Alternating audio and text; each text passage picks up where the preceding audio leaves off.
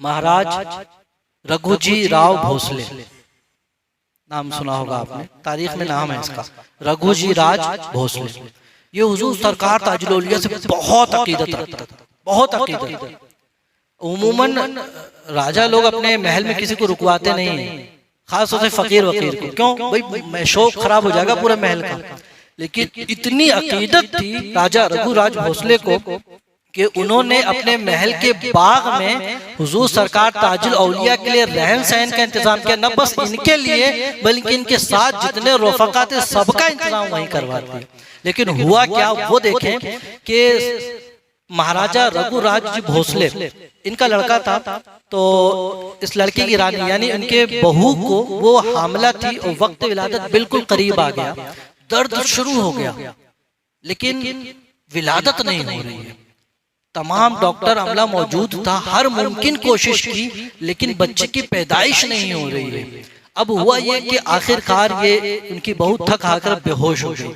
शाम का वक्त हुआ, डॉक्टर ने कहा बच्चा अब मर चुका है, अब सिवाय इसके के पेट काट कर बच्चे को निकाल दिया जाए वरना आपकी बहू की भी जान को खतरा हो सकता है।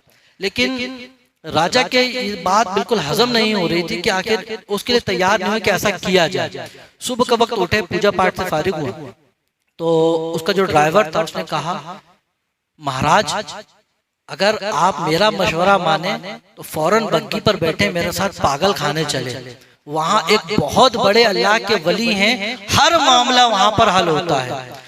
अब दुख का मारा क्यों न जाएगा। फौरन तैयार हुए और बग्गी पर बैठे पागल खाने गए। पागल खाने जाने के बाद ड्राइवर ने उनका आप यहीं रुकिए, मैं अंदर होके आता हूँ। सरकार ताजुल औलिया के कदमों में वो बैठ गया। ड्राइवर का बराबर आना जाना था उनकी बारगाह में, तो बैठा अर्ज की हुजूर महाराज रघुजी राज भोसले के साथ मामला ऐसा ऐसा, कुछ करम फरमा दीजिए।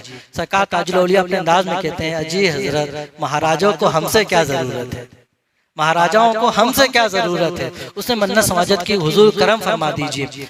तो सरकार ताजुल औलिया खामोश हो गए। तो वो समझ गया ये खामोशी इजाजत की अलामत है। फौरन क्या बोले चलो महाराज और कदम में पड़ जाना, तुम्हारा काम बन जाएगा। सरकार जैसे ही महाराज सरकार की बारगाह में आया, कदमों में पड़ गया, गिरना था तो सरकार ताजुल औलिया ऐसा टेक लगा कर बैठा करते थे। तो ऐसा टेक लगा उन्होंने कहा अजी हजरत यहाँ क्यों आना हुआ, नक्को जाओ बच्चे की खुशी मनाओ, लड़का हुआ है। अजी हजरत नक्को जाओ लड़के की बच्चे की खुशी मनाओ, लड़का हुआ है। और ड्राइवर समझ गया, फौरन कहा महाराज चलो काम हो चुका है। जब गए तो क्या देखते हैं कि पहले गम का माहौल था, अब शहनाइयां बज रही हैं, मुबारकबाद देने लगे।